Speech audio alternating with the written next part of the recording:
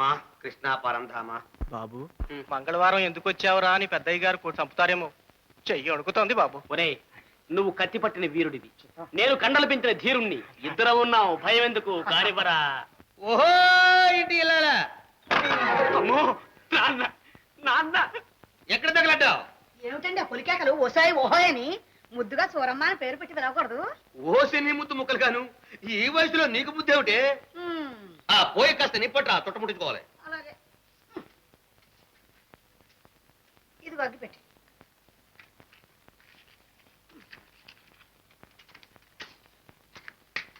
మళ్ళీ ఏమొచ్చిందండి? నీకెన్నిసార్లు చెప్పాను అగ్గి పెట్టి వద్దని.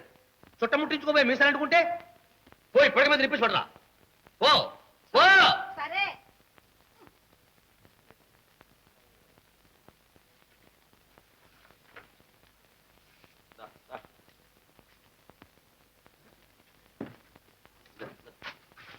ఏరా ఎందుకు వచ్చావు? క్షవరం నేను మంగళవారం పూట చేయించుకొని తెలీదు. పోదగే పో. ఏరా నెక్కరికి పోదు వెళ్ళరా. ఏరా ఓరి అంట్ల విధవా, పెళ్ళా నేలుకోలేని వాజమ్మవి, నీకు గడ్డోడు తక్కువైందా? లేదు నాన్న, ఎక్కువ దురద పెడుతోంది. నోర్మై, నీకు నెలకోసారి చేయించుకోమని ఎన్నిసార్లు చెప్పాను? వారం వారం చేయించుకోవడానికి ఇంట్లో డబ్బే మూలుతుందనుకున్నావా? ఏరా మా వెధవ బుద్ధి లేకపోతే నీకైనా బుద్ధుడు కలే. ఏడు చేద్దాం పోదగే. సగమే చేశాడు నాన్న. నీ బుద్ధికి చాలే. అయ్యో అయ్యో సగం గడ్డంతో వీధిలో తలెత్తికెలా తిరుగుతాడండి వాడు? అసలు వీడు వీధిలోకి ఎందుకు వెళ్ళాలి?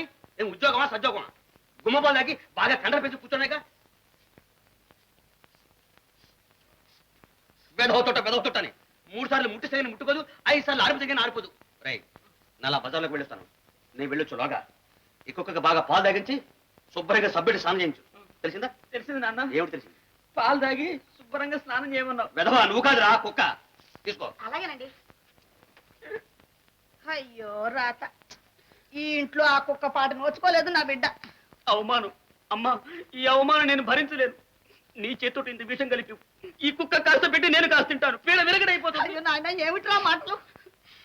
ఒక్కగానొక్కడివి వరప్రసాదివి. ఇదిగో బుజ్జి చూడు, నేను డబ్బులు ఇస్తాను కానీ షాప్ కని చేయించుకురా.